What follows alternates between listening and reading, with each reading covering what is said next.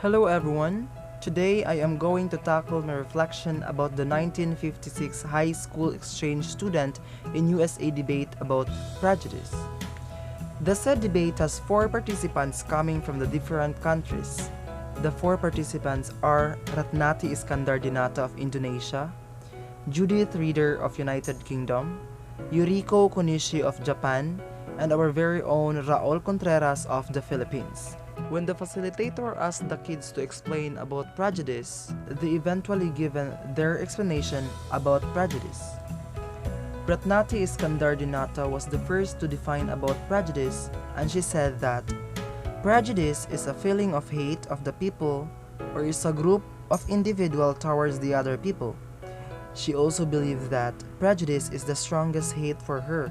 When they ask somebody there is prejudice, they accidentally hate such and hate. The second one was Yuriko Kunishi of Japan. She defines prejudice as if I found out that if somebody distinguished between two white men, it is not prejudice. That if somebody distinguished between white men and a colored man, it is prejudice. While Judith Reader's definition on prejudice is an origin opinion formed about a certain thing before there has been just examination of the fact. And lastly, Raul Contreras' definition on prejudice is when a person loses track of the dignity of the human soul and begins to judge others not on the basis of their being persons, but on the basis of race, creed, economic status. That is prejudice.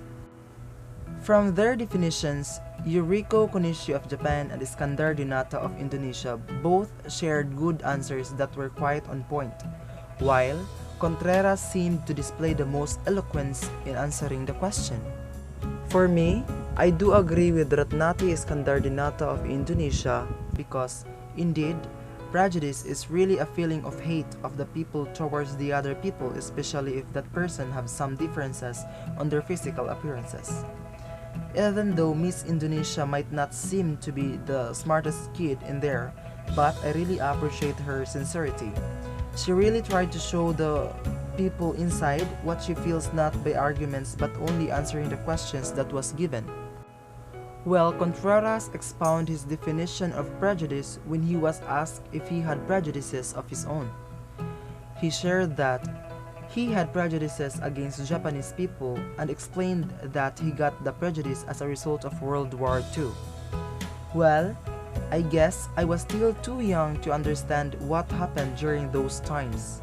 But I think that what my relatives, friends, and other people who are witness to that unfaithful occasion, they just more than justify the fact.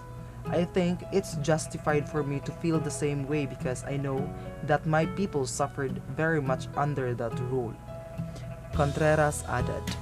The discussion went on with delegates sharing the country's differences in prejudice, such as in Japan wherein women are seen as beautiful when they are small and delicate, but in the United Kingdom, Judith Reader take pride in their tall height. She also added that prejudice, I've admit, as soon I met the person with the red head, I was put myself on my guts. I have the silly prejudice that all redhead people had terrible tempers that passionate the color of their hair. Then I have silly prejudice, for example, as I met the Australian delegate, Elizabeth Woodgate. She was shocked of her accent that most English people cannot.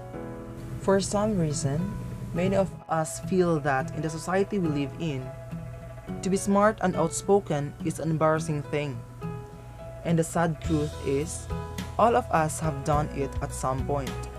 But the point is all of us can do something to stop this toxic culture.